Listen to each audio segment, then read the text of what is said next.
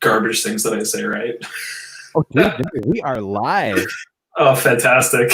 Welcome to the Movie Madhouse. I am Rob, and this is my great buddy, Stefan. How you doing, buddy? I'm doing quite well. Yourself? Good. I think you were doing up until you learned this was live, huh? Yeah. Yeah, I got surprised. I didn't mention that, did I? I didn't realize I didn't mention that. It's okay. I'm equipped. Here we go. We're going to throw this up here because I want everyone to know about you and your stuff. Not only are you an amazing DP, you're an amazing director. You had Ruby come out last year, and you have another one in the works. Yeah, so in January, before everything got extremely weird, I wrapped You Don't Want Me Here, which is my next project, which is kind of like parceled in the what I would call like 1% horror. It's like sociological horror, so it's about gentrification, and I think it is very, very weird.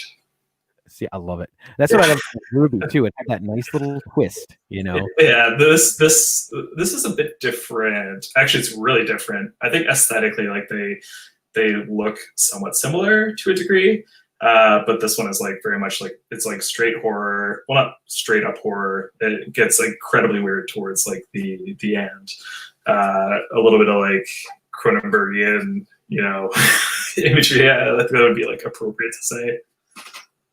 Very awesome. So everybody stay tuned for that. Hopefully we'll see that at a film festival coming up, maybe sometime. Yeah, it should be done in roughly like a month and a half. It depends when I can actually like, I don't understand how to get a color session taken care of right now, given like our current climate. Like it beats me, you know?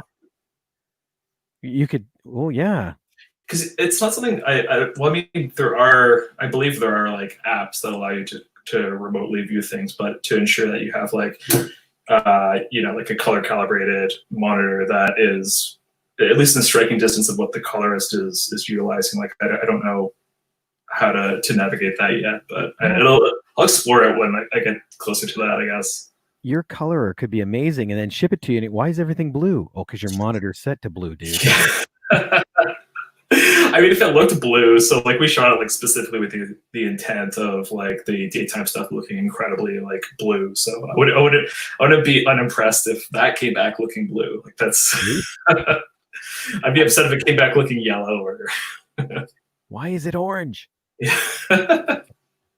Well, dude, I can't wait to see it. I always get excited when I hear you're working on projects, and you know. Yeah, I have like a slew of other things that I'm working on, and hopefully we'll hear more about soon. Yes, and we have to get together to finish up Hit. It's very true. I've kind of condensed 3 episodes so we can film them over the course of 2 days. Yeah, that sounds great. A lot of work. That last one, you and I need to sit down and we'll really hammer out that story and make it the great finale.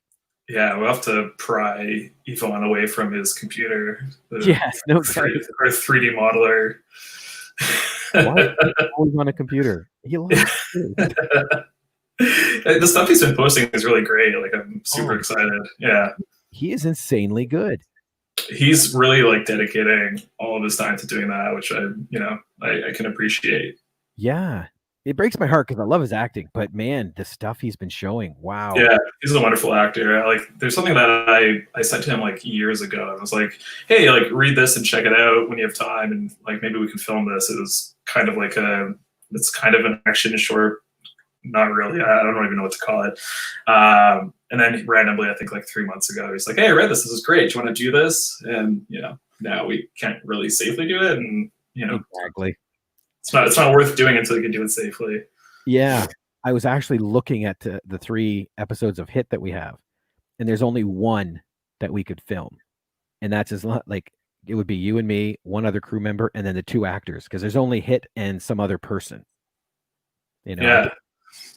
Episode 5. But that's not it.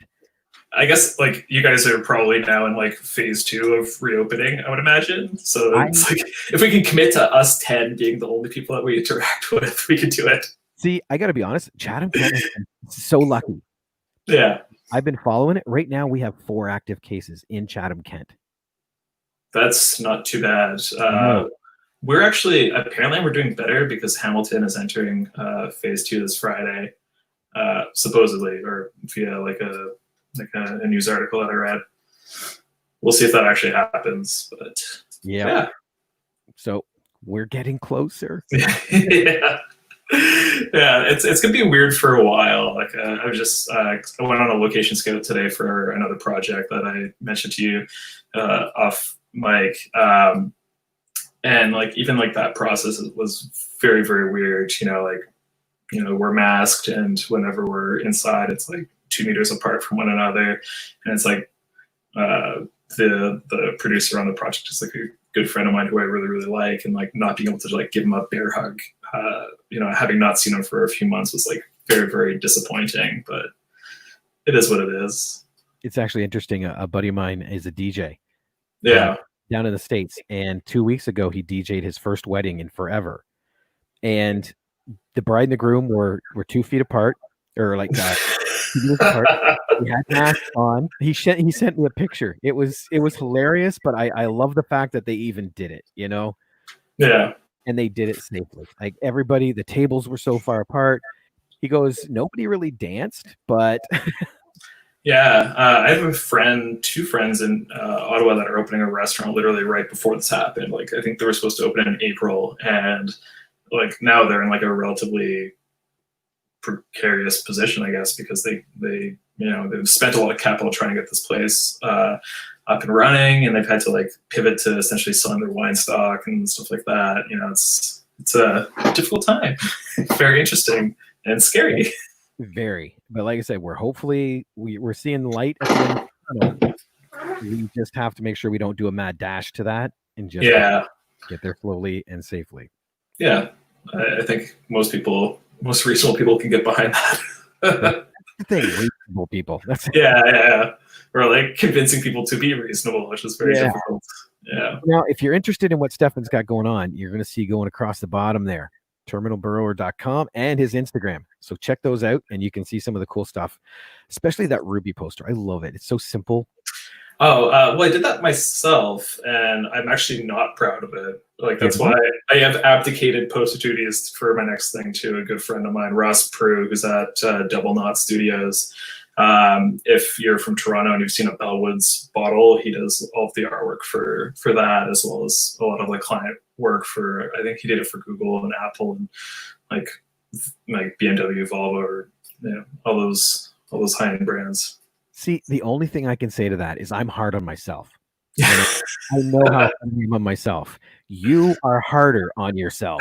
I just see like my limitations doing things, and also I'd like to just get to I'm learning more and more with my own stuff, is to kind of pass off duties to other people and trusting other people, and it's just I'm sure I'm not alone in this in saying that I find it difficult to ask people to do work for either no rate or less rate. It's a hard discussion to have. So I typically find it better to have with close friends. You just said the word, and I'm there, buddy. I appreciate it, Ralph. Ever have to have that conversation with me? Okay, so that's one down. Now we'll just get a couple more, and you'll be good. Sounds good. Well, let's jump into this topic, because we originally were just going to chat about movies, but then we got talking about this, and I think this is a great topic to have. This is from IndieWire, 25 great films that bombed at the box office, and you started off with number 25, that Annihilation. And saying it was not great. That's a lie. I didn't realize it was based on something. Yeah, so this is based on the first book in a trilogy by Jeff Vandermeer. I think that's his last name. I hope it is. If it's not, I apologize. So it's the Southern Reach trilogy. The first book is Annihilation. The second book is Authority. And the last book is Acceptance. And they all kind of are cross sections of the way society interacts with this kind of mysterious area that's engulfed a portion of Earth called Area X, which in the movie is called the Shimmer. To me, that's a mistake to not call it Area X. Area X sounds cool. The Shimmer does not sound great. It's a really, really great book. It's about much like the movie, it's about an all-female expedition that goes into look at Area X and try to determine its origin, essentially. And that's kind of the central premise. Also, nobody from previous expeditions has exited Area X and lived. So that's another kind of like important point for it. But this movie, we got talking to it before this started, I think makes a bunch of decisions that, if you deviate from your source material, that's absolutely fine. My only thing is like your decisions have to be better than what's contained in the book. I think that's pretty fair. And kind of like the way the book at least made me feel is intensely suspicious of everybody else that's going on this expedition. None of these characters have names in the books. They're only referred to by their designation. So there's the biologist, there's the surveyor, there's the did I say psychologist already? There's the biologist. There's a lot of ists, but they don't know their real names, and like that creates kind of this like brooding sense of suspicion that like I don't know who I'm in this weird mysterious land with. And the movie chooses to attach names, and before they go into Area X is like this weird kind of like bonding, bantery moment that I think is just like a huge misstep. I wanted that tension throughout. I didn't want Natalie Portman cuddling Oscar Isaac while soft folk music played. like that's another thing in the book. The relationship is equally cold because they're both scientists, which I think is like a very unique type of relationship to explore. And they chose to just like have a lovey-dovey faux indie movie moment where I'm just like, ugh, it made my skin crawl. And see, maybe that's his. I didn't mind it, but I like I said, I didn't know it was anything. I've never read the book. Yeah. Go ahead. I was just say, if it goes that far from the source material, then it shouldn't even be called that anymore. Yeah. So it's hard to talk about without like fully spoiling the book, but it has a fully different ending. Spoiler alert! Be prepared. Yeah. I won't go for it. If people want to check out this movie, like it's not like devoid of artistic merit. I think it looks really great. There's a lot of interesting imagery. There's a lot of differences from the book that I think are pretty cool. There's like a legitimately horrifying bear monster thing in it that is a great scene. Okay, I can agree with you there. That scene is kind of freaky. I like the pool scene too. When they get there, the pool's empty and there's that stuff. Oh yeah, so that's in the book. The kind of like half torso with like flowers and mycelial kind of like fungal matter coming off of it. Yeah. Like you said, great imagery. That is a wicked image. Yeah. Oh yeah, totally. Yeah. When I saw that in the trailer, I was like, this movie's gonna be great. And then I saw it and I was like, oh, maybe not so much. Here's our next one: The Assassination of Jesse James by the coward Robert Ford. I will be fully honest, I have not seen this movie. I have seen this one, and I love Westerns. I love Brad Pitt and Casey Affleck. Yeah. It's a very, very slow movie. Like, I completely understand why it bombed in the box office, because you go to a Western because there's going to be shootouts. There's going to be this. There's going to be that. Well, there's none of that. And it is just fact. Like, it's just the story. Yeah. And I think the only real action comes out with the assassination. So having not seen this, is it like a slow burn and then the assassination is kind of like the climax where it kind of at least like moves towards this? No.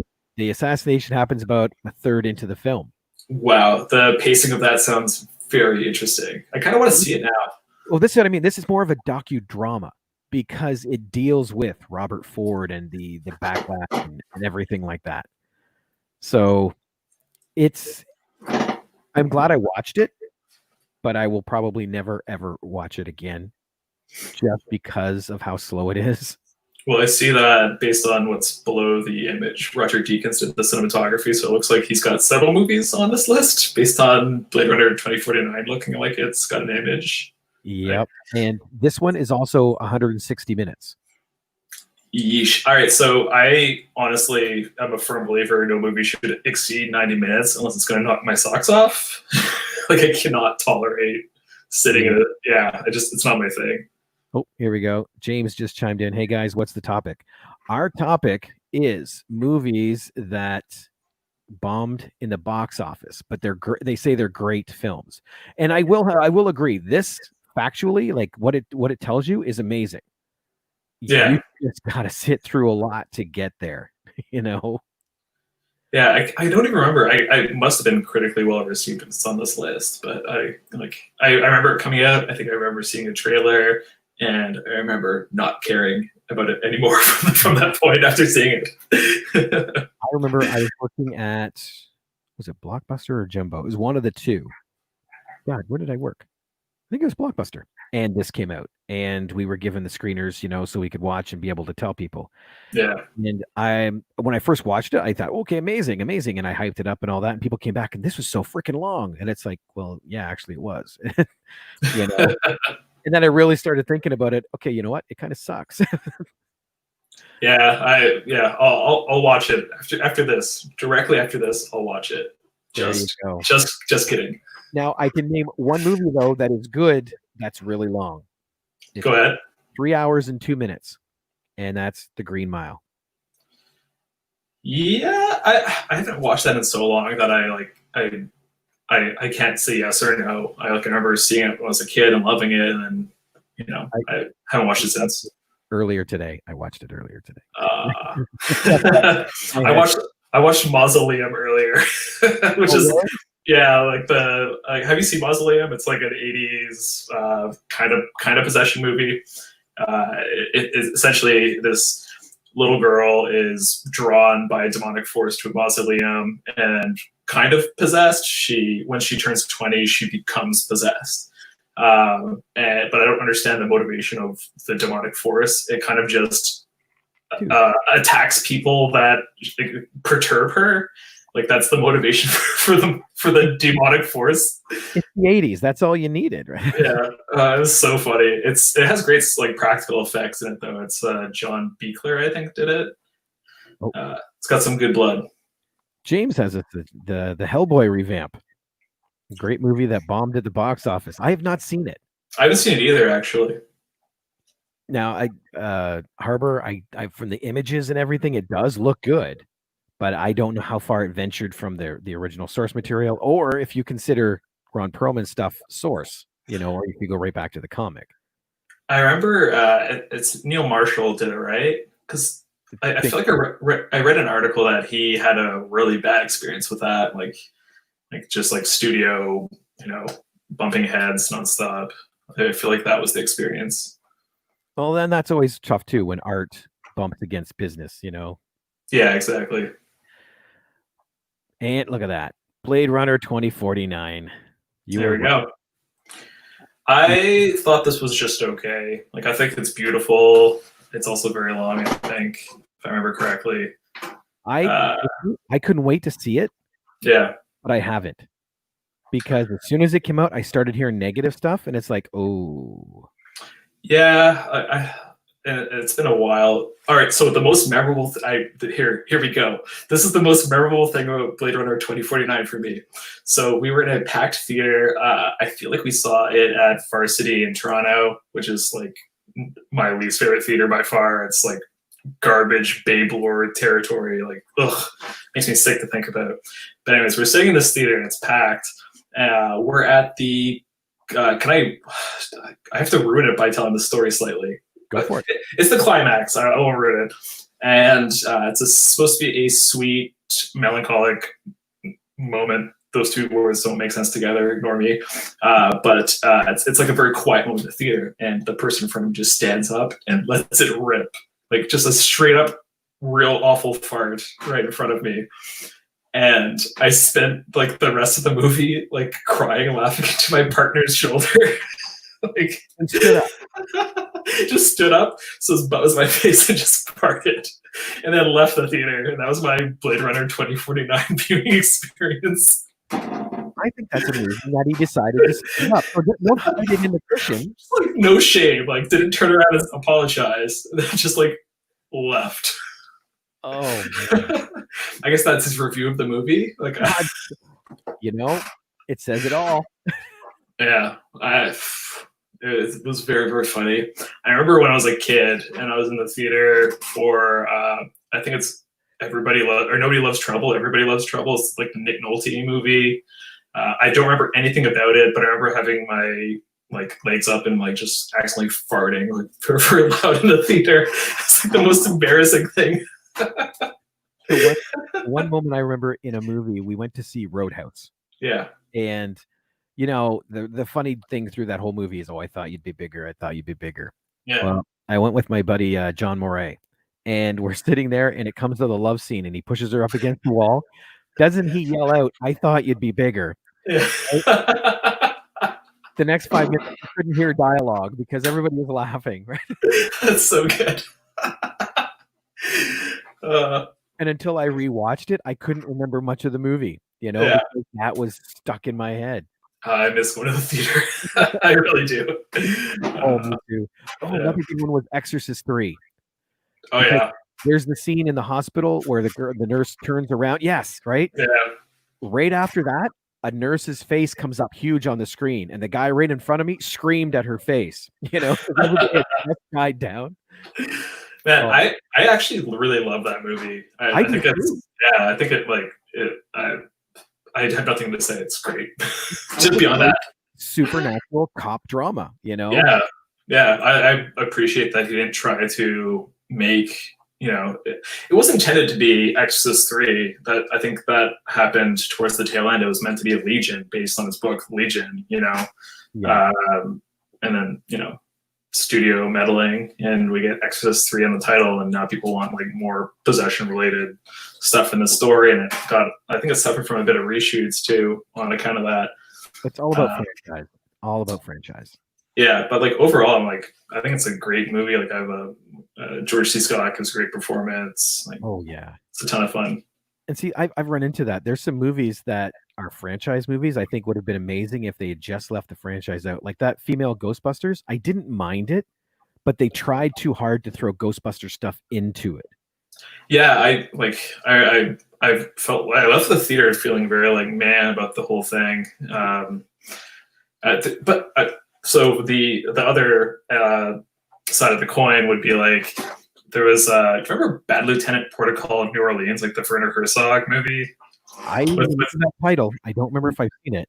So he was making a procedural cop movie with Nick Cage, and the only way that they would allow him to make the movie is to utilize this IP for whatever silly reason. Like nobody wants to go see a Bad Lieutenant movie. Like I don't know what their logic was, but he's like, I don't really care. I just want to make this movie. So they slapped on Bad Lieutenant to the movie, and the director of the original, Abel Ferreira, got furious, like to the point where he was like, I hope everybody involved dies in like a car bomb or car fire or something like random like that, like very like vitriolic, like anger. Yes. And Werner Herzog responded with, I don't know who Abel Ferreira is, but he could be in my movie if I want. And I thought that was like the best response, the best way to handle that. Yeah, you can troll people if they're being silly every once in a while, and I appreciate that. I think it almost cries for you to do it sometimes. Yeah, totally. Yes. All right, let's do our next one, Bottle Rocket. I also have not seen this movie. I didn't see this one. It's Wes Anderson's first movie, I think, right? Yeah. Got to start with a major box office flop. Yeah, I think when my partner and I amalgamated our like movie collection, this was on her side of stuff, and I just never got around to watching it. And maybe I'll give it a try. Oh wow! It cost $5 million to make, and it barely made $1 million. Oof. In the U.S., it made $560,000. That's not great. Ouch. That hurts. Yeah. Children of Men. That was all right. Yeah, I like this movie. Good movie. Yeah. Clive Owen. I don't know what happened to Clive Owen. Yeah, he just kind of disappeared, didn't he? Yeah, well, he had like a few bombs. Like there was the wasn't that kind of like Invasion of the Body Snatchers-esque movie? I think it was called Invasion, maybe. I'm not sure. Like I don't know. I feel like that tanked. There was some kind of like ghosty thriller thing that he was in. I think maybe in that tank too. Maybe that's why we don't have Clive Owen anymore. Let's take a quick look here. I'm going to pull him up on IMDb. This is one of his. This is where I know it's not. I don't think it's a true one take, but I think it's like a warranted one take where it's not like something that's like attempting to be like a gimmick. I think it really like helps the movie and it helps the scene that it's utilized in. Like he's rushing towards this building that's being shelled, and it's like a very very tense scene. And I think the prolonged shot that's like I'm pretty sure it's cheated, so it's absolutely not a oneer, but it's presented as a oneer. I think it really, really works. Like, I think it's fantastic. I'm just looking. He's been busy. It's just been titles that I've never heard of. The only one in there is Valerian and the City of a Thousand Planets in 2017. Weird. But after that, he was in Killer in Red, Ophelia, Anon, The Song of Names, The Informer. And then just recently, I guess he was in Gemini Man, which wasn't good. Yeah. So, all right, here's my problem with that movie. this is gonna be me complaining about things for an hour.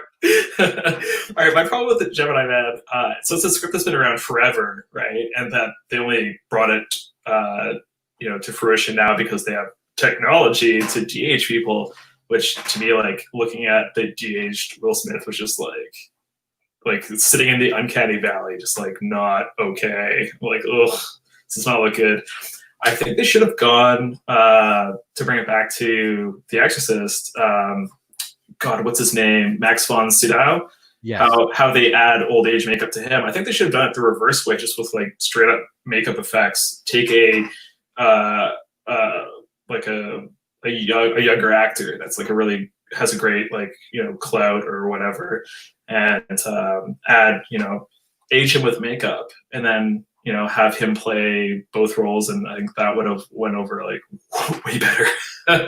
We know some things have tried that. One of the things with Green Mile, they actually had the older gentleman playing older Tom Hanks at the beginning. They put all this makeup on Tom Hanks and did film tests, and it looked horrible. Yeah, so that's why they went with the actor. So sometimes it works. Yeah, well, I think the Exorcist is like a fantastic example of it working, because for the longest time people thought Max von Sydow was that old, and when he was like still alive, is he still alive? I believe he is. I don't want to say either way. I have no idea.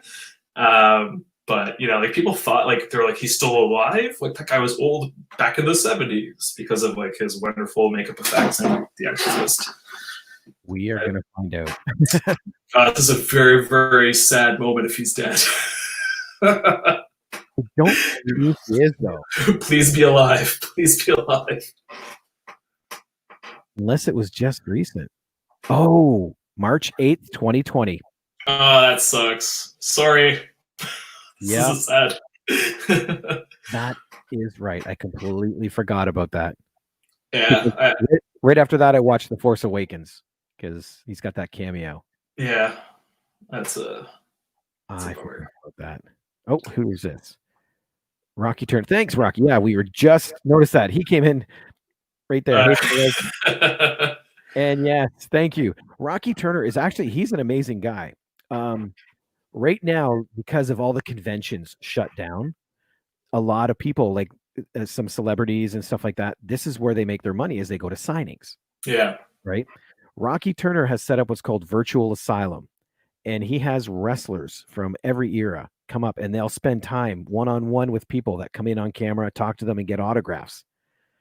Yeah, it's super sweet. And in some regards, it's probably more personal because you're like dedicated, like I would assume like kind of an allotment of time, whereas like in a convention, I assume it's much more up for grabs. I guess I have no idea, but I would imagine it's probably a really, really cool thing to like, I miss seeing everybody. I miss seeing you. Like it's like I think that's a great thing to have. That's just it. The people thing will never go away. Like once we're allowed to have gatherings again, they're gonna come back because totally, yeah, we love them. But this kind of thing that Rocky does, this virtual, I don't think that's going to go away either. No, not at all. Yeah. Because let's say Eddie Deason is going to be at a signing in Boston. You know, I love Eddie. Right? But you can't get there, but virtually you can. Yeah. So I think it opens up doors. You know, My greatest regret was not bringing Critters to Eddie to get a signature. man, I want to try and get him back. Once everything is settled down again, I want to get him back. Yeah, sweet guy. He is a blast. Okay, now back to our topic: Cloud Atlas. Whoa. Okay, this is not a great movie as well. Like, I believe this was like critically like okay. Like, I have to admit, I didn't get to see it. Yeah, I know it's a long one too, isn't it? this list is a lie. Is what I'm trying to say. I'm just looking right now. Yeah, it had a budget of 150 million, and it didn't even cross the $30 million line in the U.S. Yeah, so this has 66% for both critics as well as the audience. So I wouldn't call this great by any stretch of the imagination. Hang on 1 second. There's what Rocky said. Very personal environment that they host. And you're right, Stefan. That's exactly what it is. They get to sit there and chat. You know? There's a lot of people that I love to just give like virtual high fives to. Mm-hmm. Well, you followed wrestling back in the day, right? Oh yeah, totally. I do have to fully admit, like I have like fallen off the map entirely. Like I couldn't tell you. Like I don't know what's going on anymore. You remember the Road Warriors, right? Of course, yeah. Yeah. Animal is doing a signing this Saturday. Oh, sweet. That's awesome. Yeah. This is what I mean. He brings these kind of people that, you know, can't get to the fans anymore out, which I think is amazing. Yeah. Is wrestling still happening, by the way? Like, I think there's no crowds, and I guess all the wrestlers have to be cleared prior to it, but they still have some shows. Yeah, it's interesting. It's weird to watch a match in an empty auditorium. Yeah. Well, Anna's a huge tennis fan, right? So basically tennis has been wondering how they can like still continue having tennis. And you know, one thing is like having nobody in the audience there. And to me, that's like such a weird environment for any kind of like, you know, athletic environment where the spectacle is like very much what I would assume would drive an athlete. I'm not athletic, so I don't know. But like an audience-less stadium with people going, "Whoa!" and like, hitting a tennis ball back and forth sounds like a nightmare that I don't want to experience. It's almost like practice. Yeah. I don't know. I think maybe I'm different because like I'm not really into sports. Like, I'm just not like a sports person, but I love like anything that's like a spectacle. Like if a crowd's going wild for something, like I will 100% just like enjoy other people's energy for that thing. So if I have a friend who's like, "Hey, come to a baseball game," I'm like, yeah, sure. I don't like baseball at all. Like there's no ounce of my being that enjoys baseball, but I'll still go to a game and like enjoy everybody else having a great time, you know? I love you anyway, buddy. It's okay. Yeah, exactly. Everyone has to put up with my lack of dexterity. Oh, dude, don't worry. I love baseball. I don't watch it, you know, and every once in a while I'll take a look and go, "Oh, wow, the Tigers are doing crappy as usual." And that's my extent of baseball, you know? Yeah. So don't worry. I get it 100%. Like I do enjoy hockey. That's like a sport that I can watch, and like those are talented people. But you know, like I don't follow it. I really enjoy watching basketball as well, but again, that's something I don't follow. Like I don't have I guess like the interest or the mindset to learn enough about a team to appreciate kind of like how they maneuver a season, you know, or change up their game to acclimate to a different opponent. Like it's just not my jam. I hear you. Yeah. But we do follow movies, even the crappy ones. Yeah, exactly. Right there, huh? Yeah, isn't that Agent Smith in weird makeup on Tom Hanks' shoulder there? Sure looks like it. It kind of does. Yeah. What's that guy's name again? The actor? Weaving. Yeah, that's it. Oh, now I got to find out. Yeah, I apologize for this rabbit hole. No, no, that's uh, exactly what this is all about.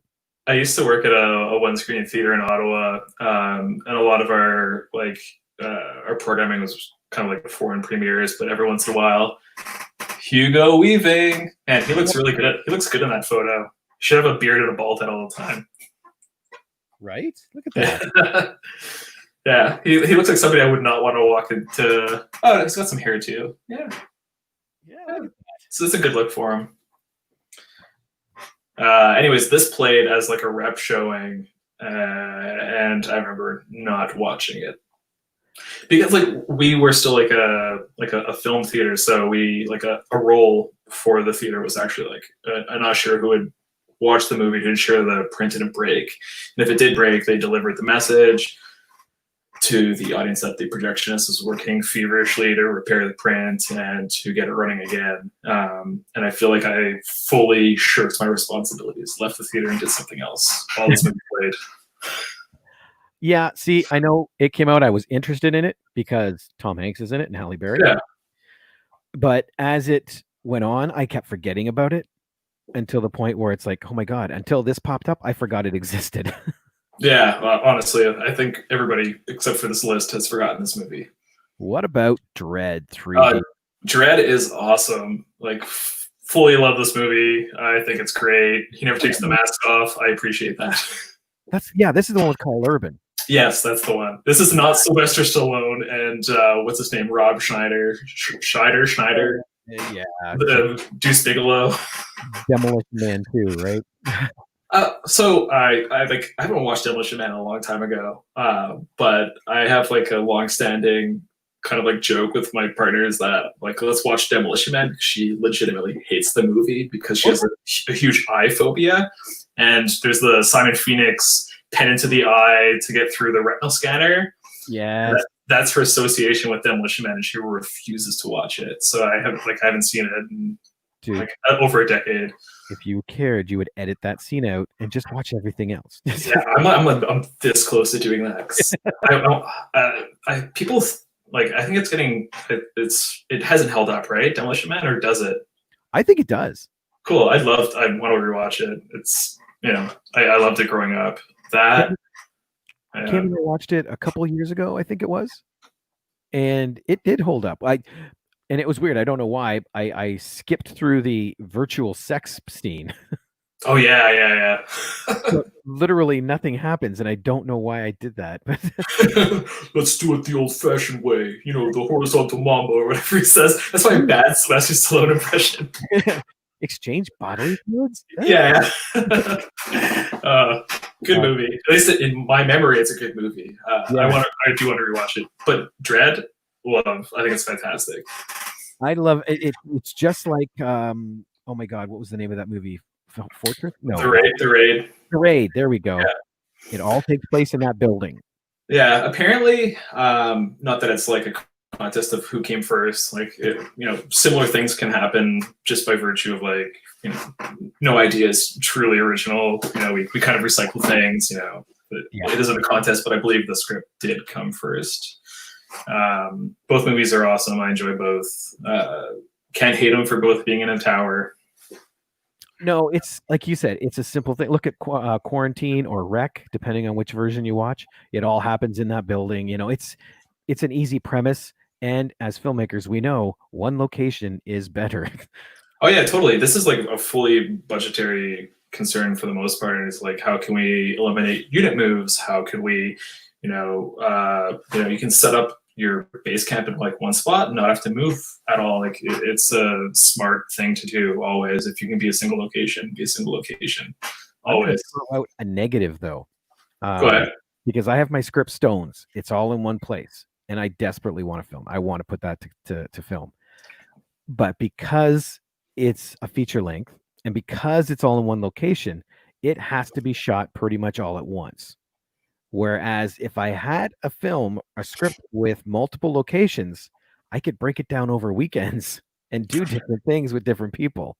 Yeah, well, I mean, it depends. Like traditionally, you want to have the same crew, you work your 5-6 day weeks depending on how brutal your schedule is. And you have that well-oiled machine that can churn out your movie, and not doing it over a week. Like that's an argument for doing it in one go. Your 21 shoot days over 4 weeks or whatever, 3.5 weeks.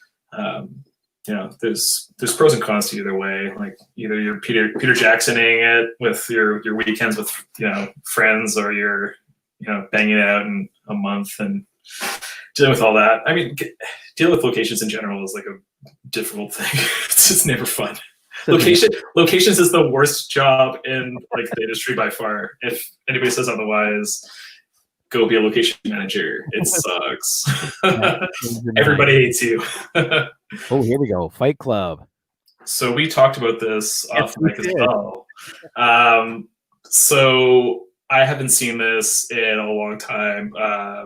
I went to see it in theaters when I was a kid. My parents have always had a pretty open mind with like letting me see kind of like whatever interested me at whatever age. Like I think when I was 7 and my brother was 9, and it was the first time my brother was kind of like babysitting me at home. They left us with The Exorcist to watch, to bring it back to The Exorcist, and they were okay with that. A family friend is the director of The Gate, Tibor Takis.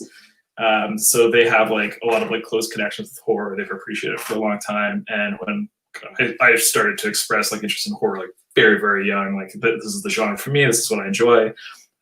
They definitely let me explore that a lot, and kind of let me see whatever I wanted. So when this came out, I was 16, maybe 16. I'll say 16. And I saw that with my parents and my brother, and the theater was empty. Like we were the only people in the theater for sure, and it was opening weekend. It bombed horrible in the box office. I think the executive of this was fired for it as well. I'm pretty sure.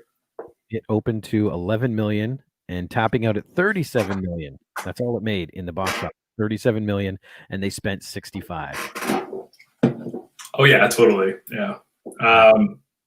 We were talking about this. I don't think this movie holds up anymore. I gotta rewatch it. I really do. So I gotta repeat the story, but when we moved to Hamilton, where I was going through my collection, deciding what movies I should keep and what I should just like chuck, this movie was in the chuck pile, and I was like, I'll give it a watch and see if it's worth keeping. And I did not finish it, and it ended up curbside. Yep, it was. Yeah, I used to live in Parkdale, so that thing was gone in like 5 seconds. Just anything you put on the curb is gone. Ooh, The Fountain. I've never seen this. I've never seen this either. This is Darren Aronofsky, right? Yep. Yeah, I remember thinking for whatever reason I've heard the score, but I haven't seen the movie. I think it's Clint Mansell. I think I'm right. The score is like fantastic. I love that. I think it's great. Yeah, a worldwide gross of $16 million on a $70 million film. Yeah, I don't know. Oh wait, sorry. It was 70 million. They retooled it to 35 million because it was supposed to have Brad Pitt and Cate Blanchett. They retooled it to 35 million with Hugh Grant and Rachel Weisz. I like Rachel Weisz and Hugh Jackman. Yeah. That's not a downgrade in my opinion. It's a lateral move. But I do want to see it. I know there's going to be a couple on this list I'm going to check out over the next week just to see. Yeah, it's a generational movie, right? Like it's kind of like, here's a family with one generation, here's a family at a later generation. I believe that's kind of like the structure of it. I got to be honest, I don't know. Yeah, I could be way wrong. Like we'll find out. Half of the things I say, if not more, are wrong. So Grindhouse. Why is that picture? Oh, okay. Yeah, why is this picture for Grindhouse? I'm not. Oh wait, that's Rosario Dawson. Yeah, but that's not the? I haven't seen Grindhouse in a while, so you have to forgive me. But are these the people that end up at the bar with Kurt Russell? Death Proof. Will those be the individuals? I cannot remember. I don't feel like it, but don't feel like it is either. But yeah. I don't know. Yeah. Wow. I remember, I think that when this came out, I preferred Robert Rodriguez's movie to Quentin Tarantino's, and then I watched it a little bit later, and I greatly favored Death Proof over what is Planet Terror. There we go. Right. Yeah, Death Proof for me, if I were to watch both of them now, is like the far superior movie. But yeah, that's me. That must be. I honestly I loved it only because of some of the commercials that they do. Well, that's how Hobo with a Shotgun got made, right? Like that was a fake teaser. And Machete. Yeah, like, it was the dude from Robert Rodriguez's Spy Kids, Uncle Machete. An action hero for a commercial, and yeah. I don't know. To me, that this is like an okay time. Yeah, it's nostalgic because it's done like that double bill kind of feel, and yeah. Although, like, I never really had the double bill experience growing up. Like, it was never. Like, it's a generation above me, kind of their sweet spot. Not so much mine, but I still appreciate it. How about Hugo? Have not seen this one as well. I'm just keep tapping. This was a Martin Scorsese family-friendly film. I remember that. Yeah, I remember the movie. It was 3D too, right? Yep. The massive budget, near $170 million, in the film's $73 million gross in the U.S., and then it made 185 worldwide. Was this fully animated? Like, no. No. There were like computer graphics elements, but no, it was a live action. Oh, okay. That image, the kid looks fake in that image. I don't know why. It's like something about it just seems plasticky, or like the texture is off or something. Yeah, no, it almost does. Yeah. Oh, Joaquin. I like this movie personally. The Master? Yeah, I know a lot of people are, I think, poo-poo this movie for whatever reason. I really enjoy it. I think it's good. I don't. Two thumbs up. This. Sorry? I've never heard of this. This is kind of Paul Thomas Anderson's takedown of Scientology. So Philip Seymour Hoffman plays kind of a God. What's the Scientology guy's name? L. Ron Hubbard. Yeah. It's like an L. Ron Hubbard type, peddling garbage science with it's just all bad. But it's a very interesting exploration of this kind of outcast who gets pulled under the wing of this kind of crackpot faux science. He just becomes a zealot to this person, and I'm here for it. I like it. I gotta check that out because I love all three of those people: Joaquin Phoenix, Philip Seymour Hoffman, and Amy Adams, and all of them got nominations for this. Yeah, I there's something about Joaquin Phoenix that kind of rubs me the wrong way. He's too earnest, which is I think a fault of a lot of actors. But there's something about his personality, the way that he acts in interviews that just settle down, man, take it down a notch. Depends on the interview, because a lot of the interviews he did were work, and that was annoying.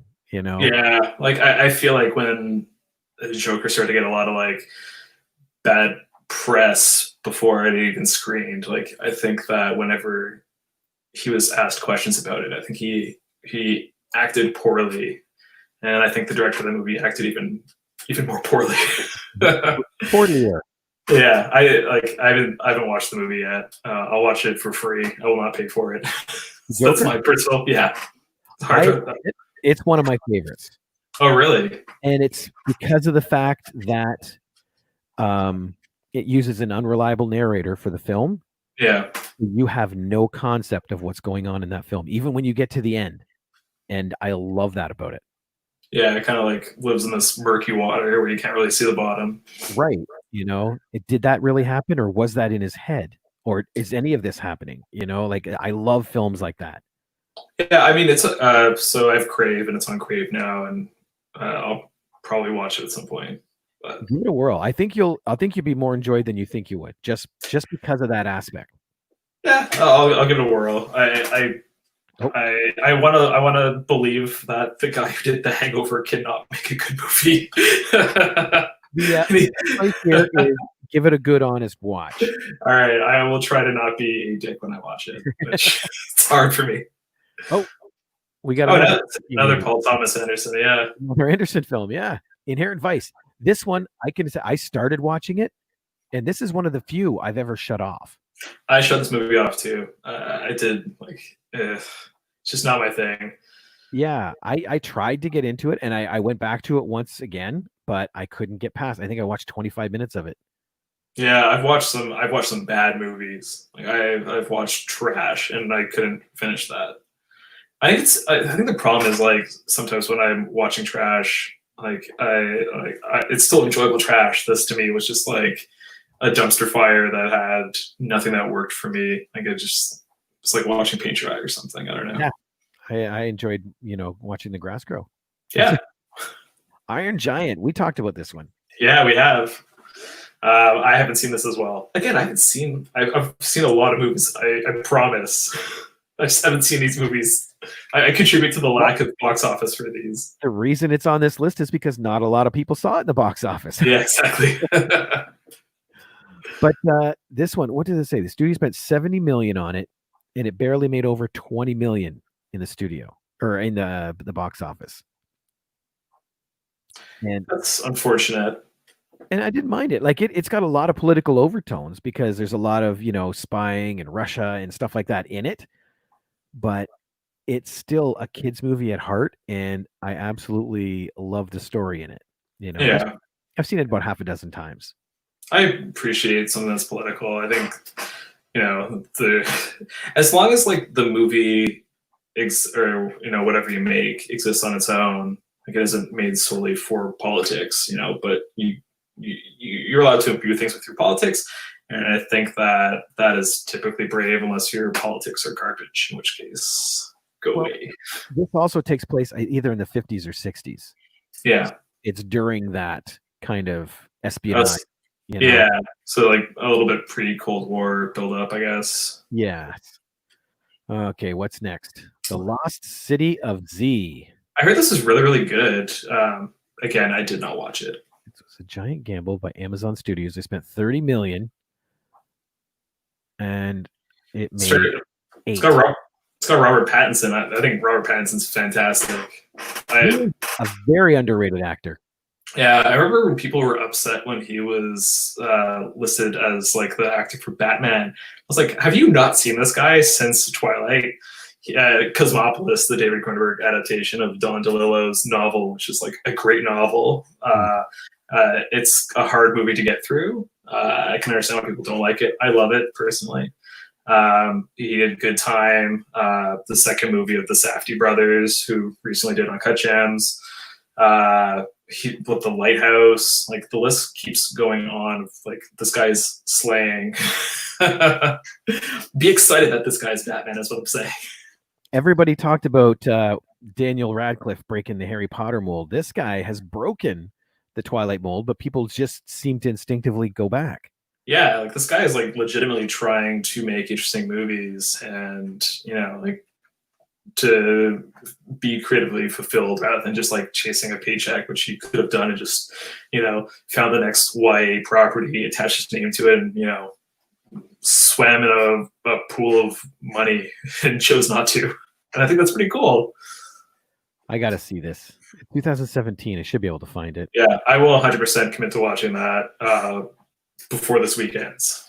There we go. Yeah. Mother. You have to say it with authority because of the exclamation point. Mother. Now it sounds like Norman Bates. Yeah. I did not really care for this movie, but I appreciate it.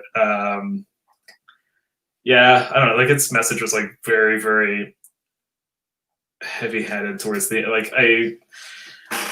And then, so here's my problem with this. With Darren Aronofsky, when he was like defending the reception of his movie, he's like, "Well, you don't understand it. This is the point of the movie." And I'm like, I don't think that's the point most of the time. Like, I think its point is like relatively clear towards the end of the movie. I just think that like the first half of this is legit nightmare fuel for me, where you have a bunch of random people come into your home and refusing to leave. That is like a nightmare for me. Like I appreciate my alone time and my own space, and I you only know, did like, that once. sorry. I only did that once. You can come over whenever, but this specifically, like a social etiquette horror or something, like it was like, very very engaging for me, and it kind of like keeps going, and you know, at a certain point, its narrative just didn't work for me. For like it didn't hit. Like, but I do appreciate it. I think there's a lot of like artistic merit to this movie. Is that Javier Bardem? Yep. Okay. God, Oh. what's her name's in it? I'm remembering the trailers now. Yeah, the trailer's actually fantastic. Yeah. It definitely leaned heavily into that strings like dun, dun, dun, dun, dun, dun, dun, like you know like plucked string horror score stuff. Yeah, it's very well edited. Okay, this is another one I got to check out. Yeah, it's like 100% worth your time. Wasn't for me, but you know, I saw it. Enjoy it. I haven't seen it. I have to watch it. I did see it on another list though. It was 10 movies that you watch once and never will watch again. Yeah, this is very much on that list. Like, you know, there's like movies like 120 Days of Sodom, or I think the alternate title is Asylum, that like I loved watching once and I 100% will never watch again because it is an awful experience. Okay.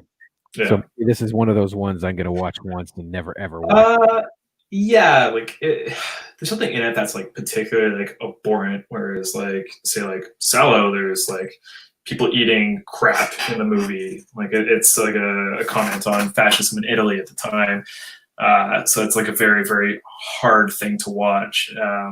This doesn't have anything in it that's like particularly like off-putting, minus like infanticide at one point, I believe. But even that's like you kind of see like the fading violence of that. You don't really see like it full frontal. Like there's nothing. So there's something too awful in this. What I'm saying, at least as my memory serves. I'm gonna check it out. Do it. Okay. Mulholland Drive. This movie is awesome. I love this movie. Fantastic. Named the best film of the 21st century by BBC Culture. Failed to break even in the US. I feel like it's done well now. Like it's a Criterion movie. It's like in the home box office, it must have made it has to have made its money back because you know where I land on this. It even says here, subsequent years have been far kinder to Mulholland Drive, which regularly appears on other lists of the best films never made. Yeah, I think this is the last David Lynch movie that I enjoy because there's Inland Empire after this, and I just could not get through that. Like, it's also very, very long. Well, see, I keep getting confused because I saw Mulholland Falls. Oh, that's Nick Nolte, right? It's like a film noir. Yeah. I remember that one. This is 100% not that movie. I love David Lynch's movies. Like Blue Velvet's awesome. Wild at Heart, I love like intensely. Sorry? I love Naked Lunch. Oh, that's David Cronenberg, right? Oh crap, that is Cronenberg. I'm so sorry. Yeah. I'm almost certain. Yeah, 100%. Yeah, it's David Cronenberg. But Wild at Heart is just like for me, it's like Wizard of Oz for perverts. Like it's like super, like super funny. I like it. Also, great Nick Cage performance in that movie. Wild. Oh, now I know the one you're talking about. Yeah. Went through the title, it's like Wild at Heart. All right. Oh, okay. Nick Cage. Now you got me. Yeah, it's like Nick Cage, Laura Dern, Willem Dafoe's in it, playing a really creepy guy. Like, I remember that film vividly, and I have not watched it in a while, but I still remember Yeah. the film vividly. Yeah, and Blue Velvet, like wonderful. Like Dennis Hopper's character is so villainous and horrifying. Oh, big time, big time, big time. Let me see here. Our next Only one. lover, yeah, only lovers left alive. I have not seen this movie. I'm kind of embarrassed to say I haven't seen this movie because it's Jim Jarmusch. Although I haven't seen The Dead Don't Die either because I legitimately do not care about that movie. but this one actually looks like it's good, and I haven't seen it. And Tom Hiddleston. Yeah, yeah. I've never heard of this movie. Why have I not heard of this one? Yeah, it's they're rock and roll vampires. At least that's what the trailer alluded to. I believe that's what it's about. It says not even the vampire genre could boost Jim Jarmusch's Only Lovers Left Alive into profitability. Yeah. This also played when I was working at the theater in Ottawa, and it had nobody came to it. $7 million to make, but made under $2 million in the U.S. box office. Yeah, I think I could also commit to watching this one. Like, this is something that I probably should watch. Yeah, I'm a vampire junkie. I'll watch crappy vampire movies before good other movies, which is bad. I was just thinking that I also really like vampires, and I think we're due for another really good vampire movie. The last one that I think I saw that I liked was Thirst, the South Korean movie. Okay. That was a blast. It has a very kind of Harlequin romance towards the end, like a torrid love affair between the vampire as well as the vampire who was turned by the main character. It works for me. I like it a lot. Maybe we need to sit down and talk some more. Yes, please. I do like that. Near Dark, another great movie. Oh my God, I love that movie. Yeah, it's so good. Lance Henriksen again, and Bill Paxton is horrifying in that movie. Other than the end sucks swamp water through a straw. But other than that end, I love that movie. Yeah. So good. I own it on Blu-ray because Bill Paxton finger licking good. My God, he's terrifying. Do you have the release that looks like Twilight? Like they tried to sell the image of Twilight for Near Dark when it's very much not that movie. Mine looks like a $5 bin cover. It's just the movie. No special features, nothing. It's just the movie. Yeah. So. But the one that I have, it looks like the main character is like Robert Pattinson in Twilight, with his love interest in his arms or something to that effect. I'll have to send you a picture of it. It looks so stupid. And I'd love to see that. I used to have that poster up when I lived in London. Yeah. The one with Bill Paxton in the leather jacket with the sunlight coming through him. Oh yeah, so good. Yeah. That's a wonderful movie. That's a movie that everybody should watch. That should be on this list. I went out and bought Spurs because of that movie. Yeah, it's like a wonderful Western vampire movie. Right? It's so good. What do we got? Pop Star, Never Stop, Never Stopping.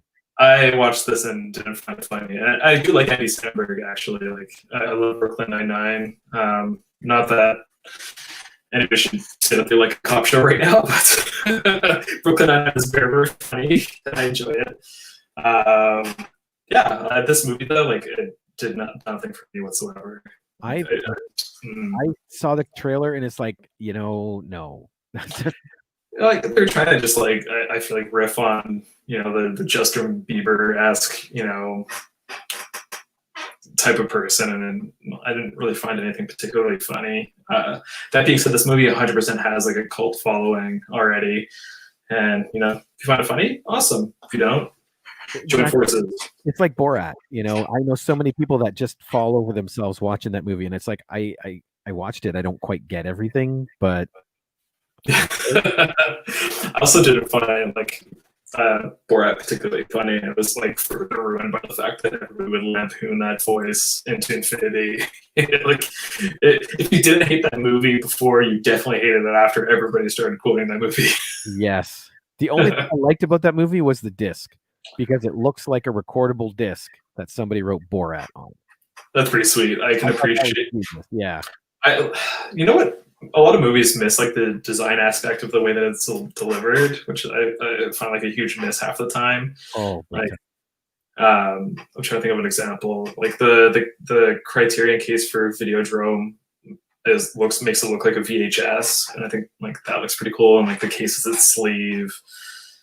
I've got 2 movies upstairs. I've got Backdraft and Jaws, and they come in the bubble VHS packaging. Oh, like the clamshell? Yeah, they are legit clamshells. When you open up, it's got the DVD in there. Yeah, Jaws is, I think, my favorite movie. I think, like, it depends on how you like qualify favorite. Is like the movie that you watch the most, or is it the movie you objectively think is the best that you've seen, and like rewatchability doesn't factor into it? Like, how do you, like, what is favorite to you? But in terms of like the movie that I watched the most and probably had the most impact on me when I was a kid was definitely Jaws, for sure. Yeah, see, I'm the same way. I've got Star Wars. Like, Star Wars is my life. Anybody that knows me, you know me. And Yeah, yeah, of course. I live, eat, breathe, and pee Star Wars. Yeah. But my favorite movie, if we get into stuff that I watch over and over again, is A Few Good Men. That, you know what? I don't know if this is also embarrassing. I don't know if I've ever seen that movie. Oh, That's You Can't Handle the Truth movie, right? Yep. Yep. Like it's Tom Cruise, Jack Nicholson, right? Jack Nicholson, Demi Moore. Is Tom Cruise in it? Yeah, oh yeah, he's the main guy. Yeah. But Kiefer Sutherland's in it. JT Walsh. Like, it's got a lot of good people. Yeah. I'm embarrassed to say I haven't seen it. Like yeah. But that's just it. It's a good movie, but I don't see a lot of flaws in it. Like the script is solid, and it was cool because it was a play that was turned into a film, and the guy that wrote the play actually wrote the screenplay. Yeah. So anything important was kept, and it's very solid, and I can just sit there and watch. And I'm not a big Tom Cruise fan either. Yeah. So for that to be one of my rewatchables, it says a lot. Yeah, and I think Alien is another one of mine. That's like I would consider to be like a very, very near perfect movie. Like aesthetically, it looks great. All the special effects are awesome, with the slight exception of like the android Ash's head when like it's put onto the table is like a very clear cut of like when it's the dummy that is a bit jarring. But like otherwise, the special effects are fantastic. Like I couldn't spot like a flaw, which I appreciate. And you have to remember, it's 79. Yeah. 79. So effects period were rough. Yeah. And also it's like one of my favorite scripts to read because it has like very like short, abrupt sentences, like clipped sentences. It's like no fluff, it's like a very interesting script to read. I'd recommend that to anybody. If you're interested in reading scripts, read that script. And Near Dark has a very similar style of script as well. It's like they could high five each other. Okay, I got to read that script. I'll send it to you if you don't have it. Or you might be able to find it online. I think. I'll wait for you to send it. Sounds good. There we go. Scott Pilgrim versus the World. Yeah, like I remember seeing this when I was younger. It didn't leave that much of an impression on me, though. I don't think. Edgar Wright's movies have like always style to burn, like all the cuts and everything. It's smart in the way it's structured, but I think this didn't like resonate particularly well with me. The thing I liked about it, and again, I think I've watched it twice, and I have no interest in really revisiting, is the way it kept the comic book feel, because it's based on a comic. And yeah, I appreciate that. It had that comic book, almost a video game feel in certain spots. So I liked that. Yeah. Like I said, I've watched it 2, maybe 3 times. Yeah, I like maybe I'll rewatch it one day, but like I have no real strong urge to do so. This would have to be if I look through the channels and there's absolutely nothing else on, then okay, I'll watch it. Yeah, unless we want to commit to watching it together sometime when we're able to do so. That would be cool. Done. Oh, the Sister Brothers. I've never heard of this. Yeah, so a friend of mine watched this and gushed about it, and then I proceeded to disregard his gushing and not watch it. Like I've heard it's good, but I haven't seen it myself. $38 million to make, and it grossed total $9 million. Woof. That is unfortunate. I feel like there are a lot of westerns that I enjoy, but like they haven't made money in forever. Like, because this one even got Venice's Film Festival. It won Best Directing. Yeah, I don't know. Like since Gates of Heaven, I thought like westerns were like, you know, somebody driven a stake in their hearts, like Finney. There's only been a handful I can think of off the top of my head. Unforgiven, 310 to Yuma. You know, even The Magnificent Seven, when they remade that one with Chris Pratt and stuff, it still didn't do very well. Yeah, I didn't see that. I didn't have too much interest in watching that, to be honest. Yeah, I'm a Western junkie, but you're right. It's not a thing. Yeah, there was like this Bone Tomahawk that is a Western with cannibal. I guess like they're cave dwellers that are like inbred, that are that the main characters are going after. It's a particularly brutal movie. Like, sounds like a great classic film. Yeah, I enjoyed it. I thought it was good. I believe the company that made it is currently in hot water, unless I'm mistaken. They might be. I think there was a Cinestate movie, which recently there was a producer who was arrested for raping a minor. So, you know, you might not want to check that movie out. That's completely up to you. Yeah. Like it's not great. Kind of frown on that in the world, don't they? Yeah, like it's a mess. Like they owned Fangoria, and Fangoria is now searching for another buyer and are essentially shuttering until they're able to do so. Like it's a mess. So that's what happened like last week, I guess. I guess like very recent, yeah. Anyways, I believe Cinestate. This is a Cinestate movie, not Sisters Brothers. I need to be clear, but Bone Tomahawk. So you know, that's got Kurt Russell. I was going to check that out too. Yeah. Oh, yeah. Or you could pirate it. That way, you don't give money to the creators. Or, you know, like I hate to say pirate anything, but you know, this might be a time to do so. Unless it might also not be a Cinestate movie, in which case, fully disregard what I just said. Yeah, everything I said, ignore. Yes. Yeah, I don't know. Jobs. I thought this movie was fun. Like I enjoyed it. It has a lot of God. What's Aaron Sorkin walking talking? Walking down halls, really serious, talking and delivering exposition to make it more interesting. Well, yeah, there was movement on screen. Yeah, exactly. That being said, I really enjoyed this movie. Bad dude trying to make amends with his daughter is this movie. $34 million to make, and it grossed $17 million in the U.S. Oh, I'm so sorry. It's $17 million in the U.S. and $34 million worldwide, but Universal spent $30 million to make it. And typically, those numbers, I believe, don't include marketing, right? Nope, they do not. So, like, yeah, it might have cost $30 million, but they might have spent the same amount on marketing as well. So, you know, you could be looking at a $60 million movie for, you know. We were talking about secret flops, movies that secretly flopped. Willy Wonka was on there, and that was because of marketing. I think it cost $100 million to make. I'll say just that number, and it made 104. So wait, are we talking about the Tim Burton one or the Gene Wilder? Gene Wilder, yeah. Yeah. That's a movie that I didn't realize was violent until I saw the play for it. Like we randomly got free tickets and went to go see Willy Wonka, and the squirrels pull the girl apart. Oh, really? Yeah, like that happens in the play version that we saw.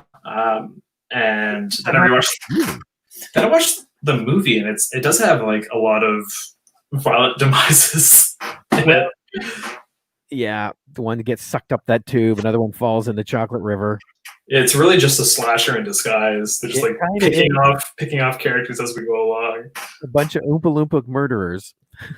Yeah, and we have our final girl, Charlie. Yeah, making it through until the end. You get Sunshine, I think, is awesome as well. I really like this movie. Yeah. I really did. Let me see what it cost. 40 million to make and only made 3 million at the US box office. There's a moment in this movie that I find like genuinely horrifying, and it's like such an impactful moment where the ship has like suffered irreparable damage and they're like hemorrhaging oxygen, but he believes he's worked it out so they have enough oxygen to deliver their payload to the sun and complete their mission. But the ship's computer informs him that there in fact isn't enough oxygen. And then he explains, no, there are only 2 people on board. And then the computer says, no, there are 3 people on board. So there is some mysterious person who has like infiltrated their ship at this point, and I was like, ooh, this is spooky. Like it really worked for me. Like it was a genuinely creepy moment. I gotta admit, I don't remember that part. That's well, I mean, that's a testament to this movie. We probably all have like different moments that we really like enjoyed about it. Yeah, this is definitely like if you haven't seen this, check it out for sure. I love this movie. I remember watching it. I just maybe I'm forgetting parts of it. Captain America's in it. That I remember. I'm trying to think who else is in this movie, but I can't really remember. I think what's his name there? Oh crap, Scarecrow. Oh, is it Cillian or Cillian Murphy? Oh, Cillian Murphy. Is that how you pronounce his first name? That's it. Peaky Blinders is in this movie. Let's refer to him by that instead. Okay, there we go. The guy. Yeah. This is a movie that I don't really like enjoy. Like, so Under the Skin. Jonathan Glazer. He did Birth before this, I believe, with Nicole Kidman, where he presents the question: if you gave birth to your dead father, would you want to marry the offspring eventually? I think that might be the premise of the movie. Hey, that's a question I don't think has ever gone through my mind. Yeah, honestly, and it's a hard no is the answer. Yeah. That might not be the full plot of Birth, but that's what I think it is. Oh man. Yeah. Okay, I think this is the last one. Warrior. Again, here's another movie I didn't see. Tom Hardy. Oh wait, I remember this one. It wasn't that bad. Like, is this the like their brothers? Like one is a school teacher. Is this the movie? I think this is. Tom Hardy, Joel Egerton, and Nick Nolte. I feel like this got good reviews, and I'm just like so not a fan of like UFC-esque stuff. Like I'm just like I'm not interested. But I think I did want to see this movie, and I think my lack of UFC love pushed me away eventually. You want to know one of the bad things about doing live shows? Anybody can just pop in. Hey, Mitch. What's up? Well, we're just chilling, talking about you. Hey, Mitch, earlier. How annoying is my voice on a scale of 1 to 10? 10 being supremely annoying, and 1 being silky smooth. We're waiting for that 1. We can continue talking. Yep. But yeah, that was our list of box office bombs that were supposed to be great, and I think you and I both, dispelled rumors there. Yeah, there are movies that, like, I think Dr. Sleep tanked too, and I think that movie's awesome. Like, it's fantastic. I'm gonna make an extremely controversial opinion right now. I think Dr. Sleep is better than The Shining. Yeah, I'm gonna go like that hard. I think the Shining has like, I do love The Shining. I think it's fantastic, but it's Jack Nicholson one-noting all the way through the movie, being creepy, McCreeperson, and Stanley Kubrick's visuals are fantastic, and I think the movie gets by because of that. Dr. Sleep has like a very, very nuanced like character in Danny All Grown Up, played by Ewan McGregor, that I found like very, very engaging and warm towards the end of the movie.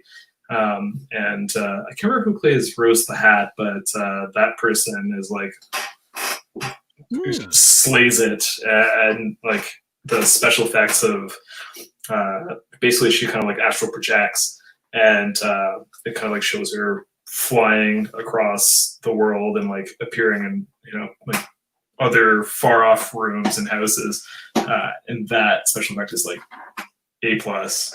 It looks great. I haven't watched it yet. My son went to see it. He loved it. So Yeah. I'm going to check it out. So there are things that are jarring. They do recreate like scenes specifically from Stanley Kubrick's The Shining with other actors, and that is jarring. And a lot of people don't like that particularly, particularly much. But I thought it worked. And then I listened to a podcast. It was Sally Field. Sally Field played that character. That is not who played that character. Mitchell is lying. Sally Field is not Rose the Hat. Well, Michelle. Awesome. Very white, buddy. Awesome. Yeah, I'm trying to think of other movies that recently came out that tanked, but you know, that were critically well received. Yeah, I can think of stuff that tanked, but it deserved to. Yeah. Yeah, that's a whole different ball game there. Yeah. Well, I already told you about this, but I saw a Canadian movie that I thought was amazing. That's like a smaller indie. It's Disappearance at Clifton Hill. Oh, that movie, like, if I can tell anybody to go see anything, it would be that movie. It is wonderful. David Cronenberg plays like a podcaster in it, and it's an incredibly funny role. Like, anytime you hear David Cronenberg saying "please rate and review," his dialogue is like a cherry on a wonderful Sunday. Like, it's really, really good. Oh, but the premise of that is that this compulsive liar believes she saw a child with a bloody bandaged eye trying to escape a vehicle when she was younger, and then after, I believe it's her. One of her parents passes away. The last of her remaining parents passes away, and she decides to go back to Niagara Falls, where they had vacation, to try to discover what happened to that boy and whether or not there was a boy. Kind of like an unreliable narrative scenario, and it's Canadian and great. You sold me. I'm going to watch. A whole list of crap I got to watch now, don't I?